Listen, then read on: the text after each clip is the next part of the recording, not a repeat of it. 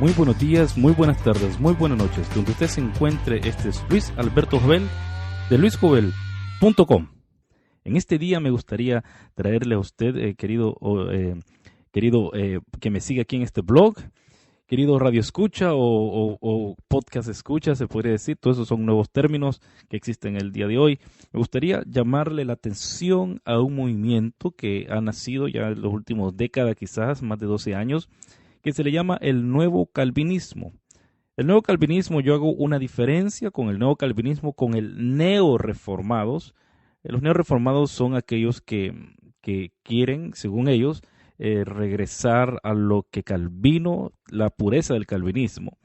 Pero en realidad, a mi punto de vista, lo que están haciendo es queriendo remontarse a épocas que ya son anacronistas, que ya a veces que latinoamericanos están apelando por sus raíces escocesas, que un latino no tiene que reclamar por eso. Un latino quizás que es más indígena, más aborigen, más de esa área del mundo, no tiene por qué estar reclamando sus raíces escocesas.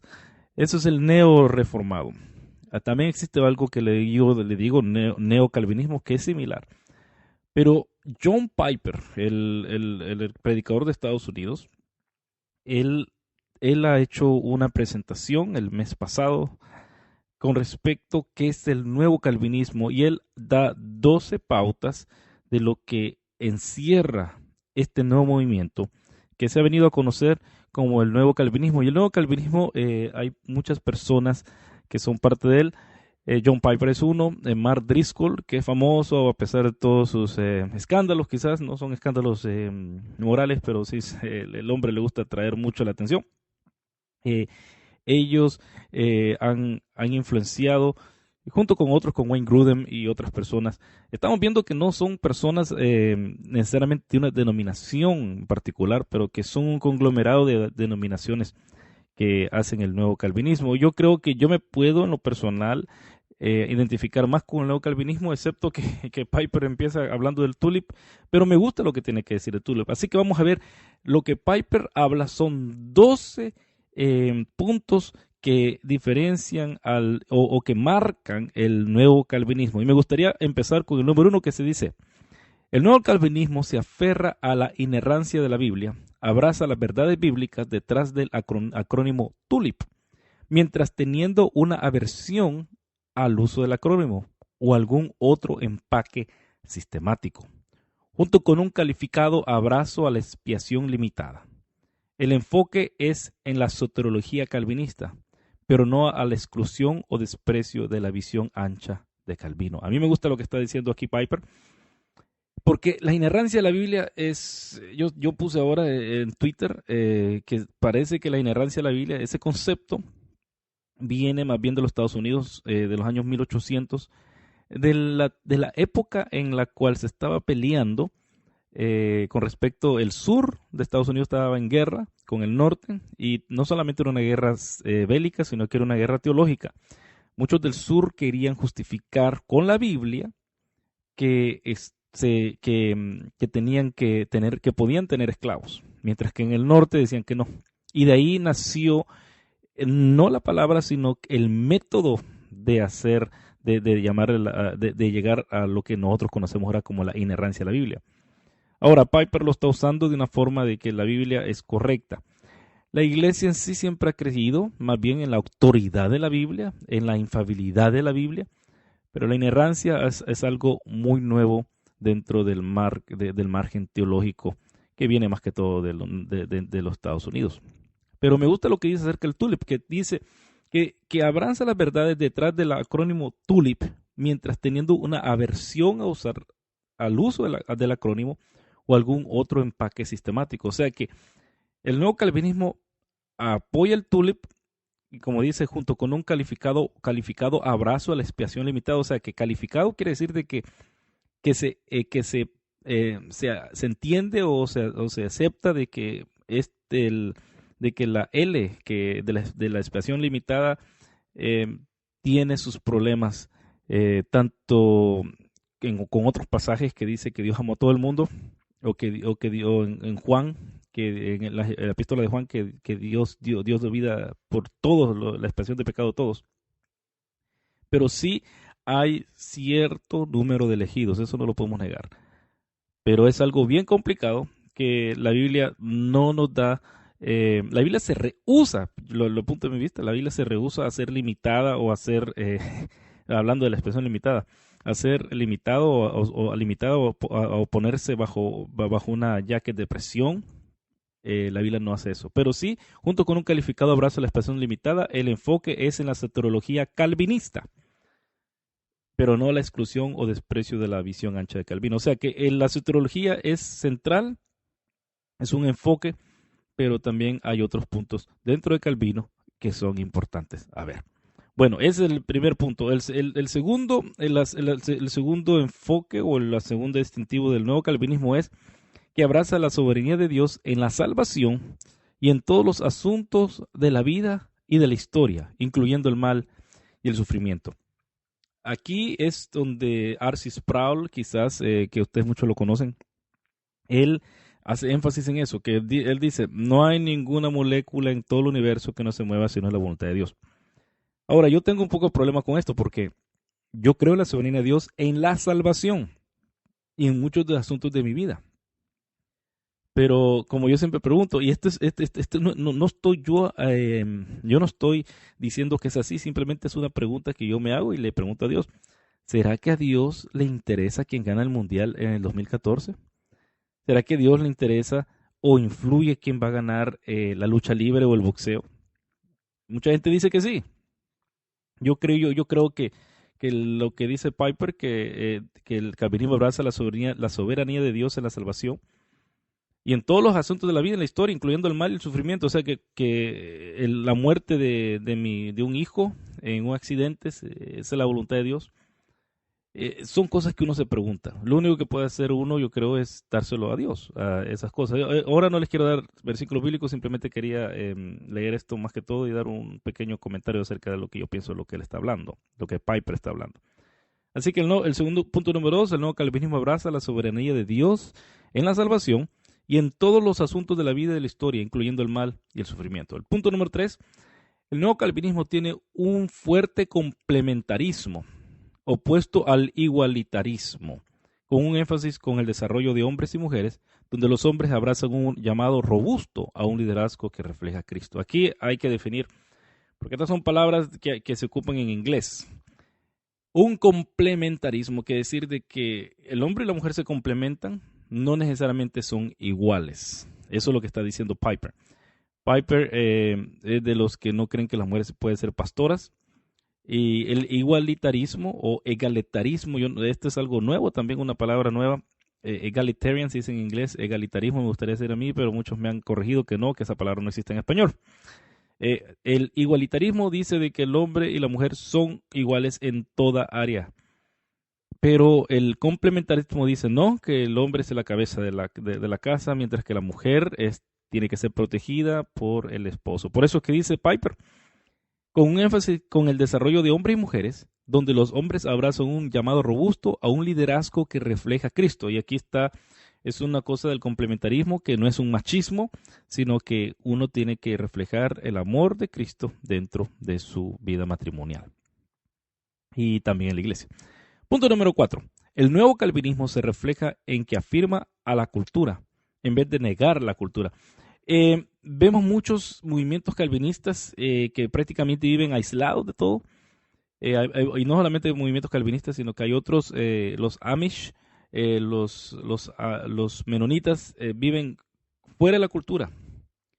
Pero Piper dice esto: el nuevo calvinismo se refleja en que afirma la cultura en vez de negar la cultura, mientras que mantiene ciertas posiciones contrarias a la cultura, como en el caso del matrimonio homosexual y el aborto. Y cuando leo esto, cuando estoy leyendo el punto número 4, así, estoy exactamente diciendo lo que Piper está diciendo en el video de que él puso el día, que puse yo el día de ayer. Lo pueden ver en inglés, aquellos que pueden inglés. Va a ser la entrada anterior a esta que estoy por poner cuando termine aquí. Punto 5. El nuevo calvinismo abraza el lugar central de la iglesia local, que es liderada principalmente por pastores, que tiene una vibrante obra misionera, produce música cantada por muchos y considera la predicación de la palabra como el trabajo de Dios para el trabajo local y global. Esto es sumamente importante, que la iglesia local es liderada por pastores, no solamente uno, y aquí es donde abraza un poco de presbiterianismo, el nuevo calvinismo, y también esta forma de ser eh, congregacional. No solamente es un pastor el que lleva todo, sino que hay un equipo pastoral. Y es bien interesante que aún en la iglesia pentecostal que estoy yo, el pastor principal está hablando conmigo con respecto a tener un equipo de pastores. Él no quiere un pastor solamente que lleve todo, sino un equipo pastoral de 2 o 3 pastores aquí en la iglesia, porque podemos hacer eso, para liderar la iglesia y también para tener más alcance a otras personas. Así que ¿será el nuevo calvinismo también influyendo en ciertas iglesias pentecostales? Yo creo que sí. También dice que tiene una vibrante obra misionera. Eso es algo que están mandando o están queriendo poner iglesias étnicas. Aquí en mi iglesia hay africanos, hay latinos también viviendo en esta área, así que la visión es de que se tenga un culto de habla inglesa en la mañana y una vez al mes, o como del horario, tener otros cultos étnicos. Entonces hay que hacer obra misionera aquí y también afuera. Produce música cantada por muchos. Esto es nuevo para mí, porque cuando yo vine a esta iglesia, una de las visiones del grupo era de producir su propia música, cosa que yo no esperaba. Yo esperaba otra cosa. Pero sí se puede tomar en cuenta eso de que ellos están interesados en crear música, y esta es parte del nuevo calvinismo. Y considera la predicación de la palabra como el trabajo de Dios para el trabajo local y global. Todo esto describe en la iglesia donde estoy yo. Y eso que no es una iglesia meramente calvinista, es una iglesia simplemente de que es pentecostal, pero tienen mucho de lo que está hablando aquí, lo tienen. Yo no sé si su iglesia lo tiene, pero esto es parte del nuevo calvinismo. Punto número 6. El nuevo calvinismo es agresivamente misionero. Esto incluye impacto misionero en redes sociales, impacto evangelístico en redes personales e impacto misionero a los que no han sido alcanzados en el mundo. Si usted no está en Twitter, si su iglesia no está en YouTube, si su iglesia no está en Facebook, es una iglesia que no va a alcanzar a mucha gente.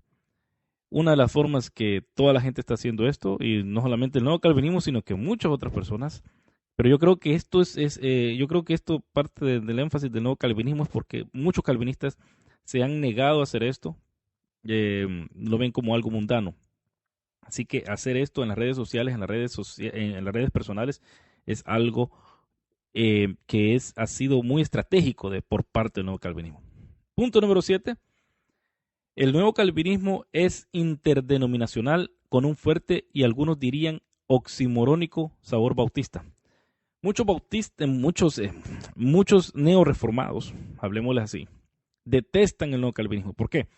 Porque lo que empecé a decir al principio, de que ellos dicen, el nuevo calvinismo no apoya nuestra entidad escocesa.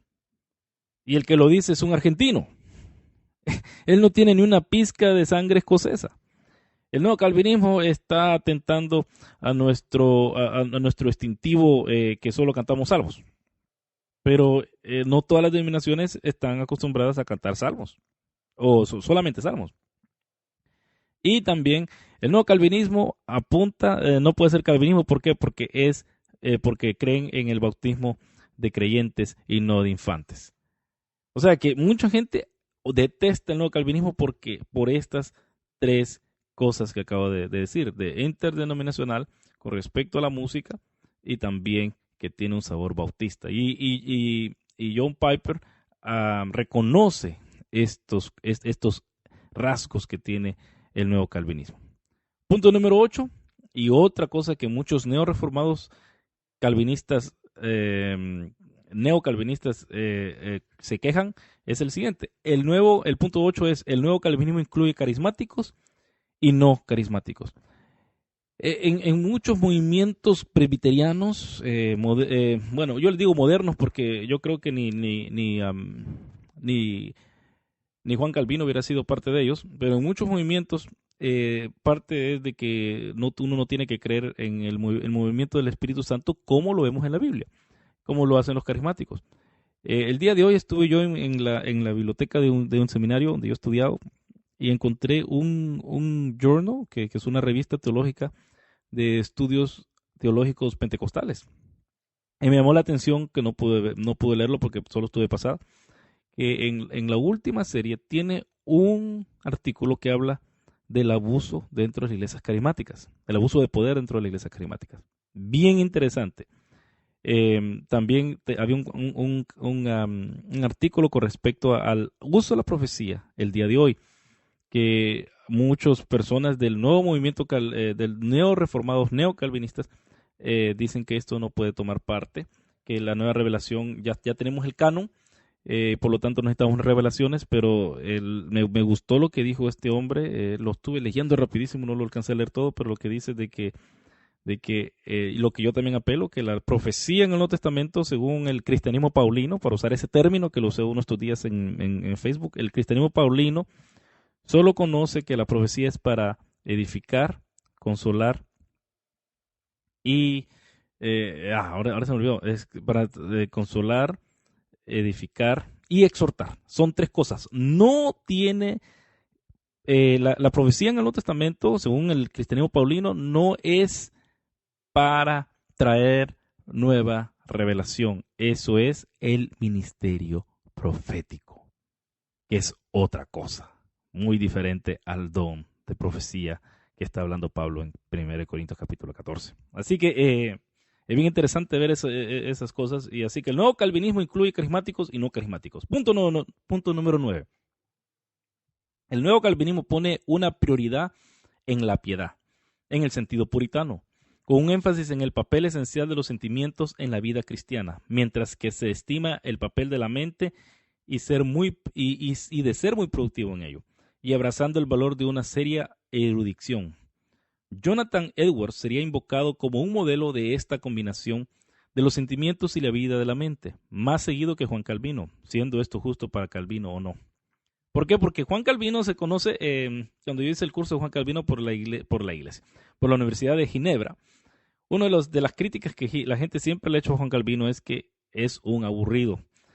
Juan Calvino, él quiso quitar los cumpleaños de Ginebra, quiso quitar toda clase de alegría en Ginebra porque lo miraba mundano. Claro, Jonathan Edwards no, Jonathan Edwards abrazó esas partes de la vida de la vida humana.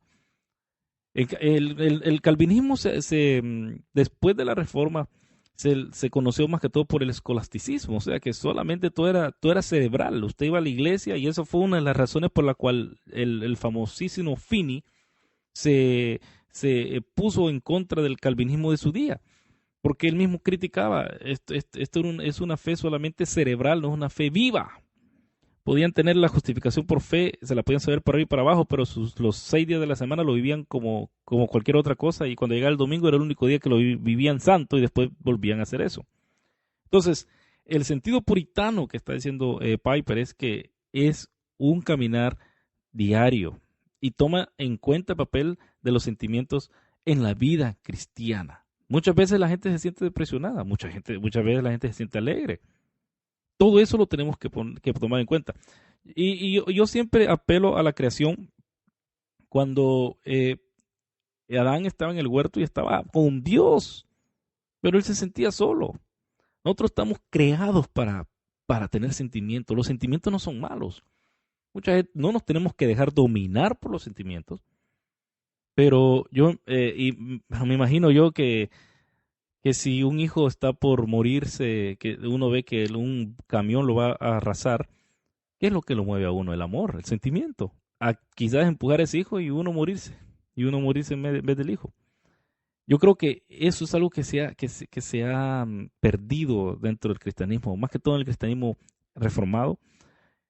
Los sentimientos son algo malo, y eso viene, como lo dije yo en mi crítica acerca del secesionismo, eso viene del siglo XVIII, de la era de la Ilustración. No viene el cristianismo. Después de la era de la Ilustración es cuando los sentimientos se desprecian. Bueno, así que esto es algo interesante del nuevo calvinismo. Yo creo que no es negar el calvinismo, sino que una mejora en el calvinismo en ese sentido. Punto número 10. El nuevo calvinismo está vibrantemente comprometido en publicar libros y aún más extraordinariamente en la era del Internet con cientos de blogueros energéticos y activistas en la media social, con Twitter como la manera que más se usa para apuntar las cosas, viejas y nuevas, que se tienen que tomar en cuenta y ser leídas. Una vez más, está haciendo énfasis en la media, tanto como libros, que ha sido algo que se ha llevado por muchos años, pero también está hablando acerca de los blogueros, de la media social y de Twitter, que en Twitter la gente pone lo que se puede leer tanto viejo como recién salido. Punto número 11.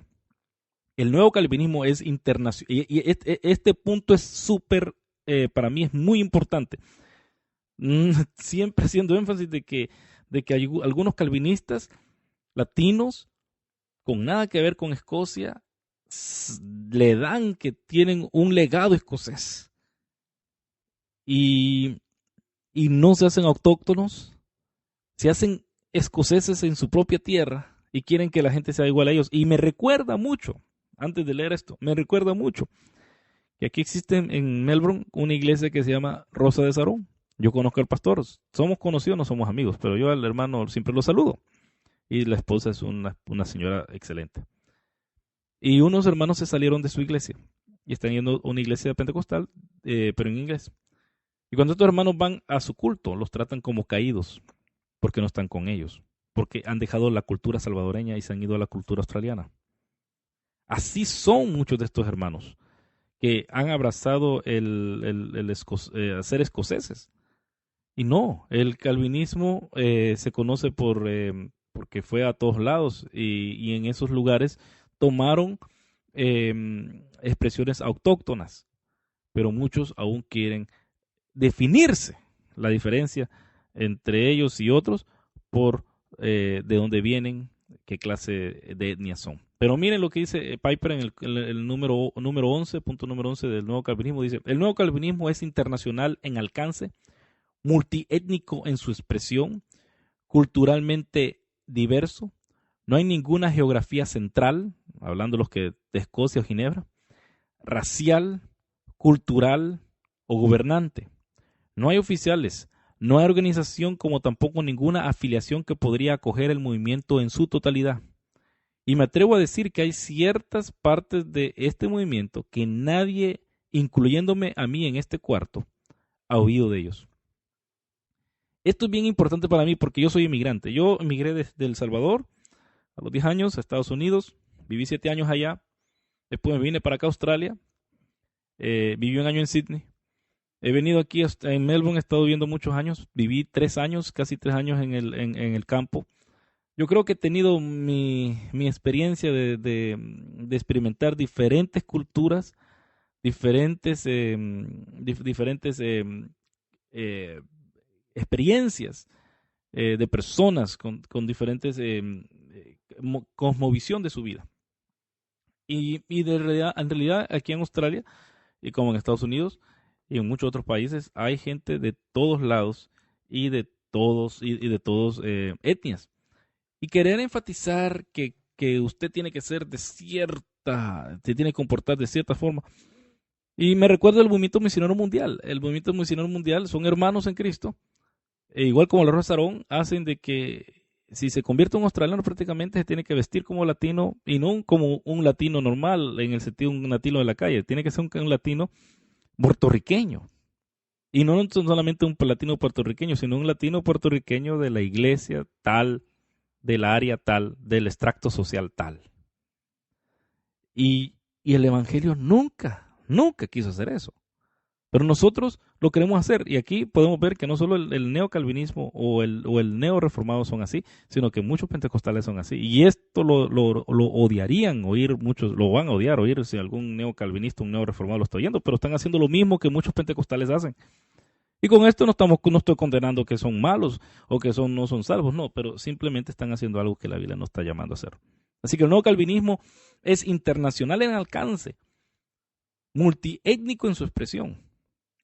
O sea, que deja que cada etnia pueda expresarse autóctona con con su alabanza y su adoración y su forma de llevar a la iglesia. Aquí hay una iglesia presbiteriana del este de Australia, que un amigo que Andrés Miranda, si ustedes se recuerdan, él es pastor, y ellos tienen una iglesia de Sudán.